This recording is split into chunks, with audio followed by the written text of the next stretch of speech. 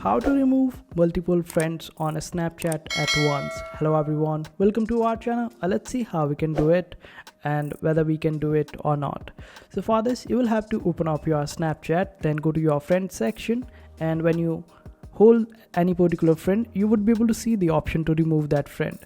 And this is the only way that you can remove friends as of now. There is no way that you can remove all the friends at once, and there are some applications out there that you can use in order to remove all the friends at once or a group of friends, but those applications are not good at all as for your safety on internet, because your data might get lost and these people can mistreat your data. So it's better to remove your friends one by one, and the other way is that you can just simply go to your settings of your Snapchat and delete your account, and this way you would be able to remove all your friends and start all over again.